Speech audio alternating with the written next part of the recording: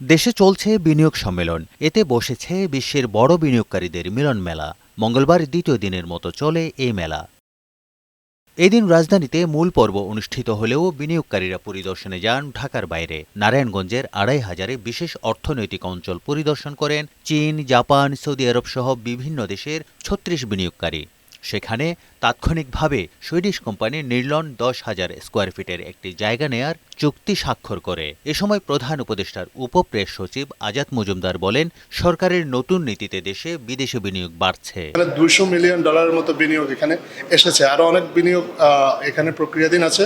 আমরা মনে করি যে বাংলাদেশে বিনিয়োগের ক্ষেত্রে এই ইকোনমিক জোনটা একটা সময় একটা মাইল ফলক হিসেবে দাঁড়িয়ে যাবে। এদিকে যুক্তরাষ্ট্রের মহাকাশ গবেষণা সংস্থা নাসার সাথে আর্টেমিস অ্যাকর্ডস চুক্তিতে সই করেছে বাংলাদেশ। এর ফলে শান্তিপূর্ণ ও অসামরিক মহাকাশ অনুসন্ধানের উদ্যোগে ৫৪তম স্বাক্ষরকারী দেশ হল বাংলাদেশ।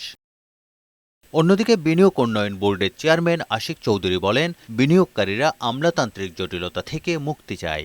যারা ইনভেস্টর আসছেন তারা যারা জানতেন না যে আসলে বাংলাদেশে এরকম একটা অপরচুনিটি বা ফ্যাসিলিটি আছে, সেটা তারা ফিজিক্যালি দেখলেন এবং সেখান থেকে ওনারা ওই ফিডটা নিয়ে আবার হেড অফিসে ফেরত গেলে ওনাদের দেশে ওনাদের কম্পিটিটর যারা আছে তাদেরকেও যদি ওনারা আমাদের এই গল্পটা বলতে পারেন, তাহলে সেখান থেকে আমরা আশা করছি আমরা ফার্দার ইন্টারেস্ট গার্নার করতে পারব। আগামী বৃহস্পতিবার পর্যন্ত চলবে ৪ দিনের এই সম্মেলন। তারেক শিকদার, বৈশাখী সংবাদ, ঢাকা।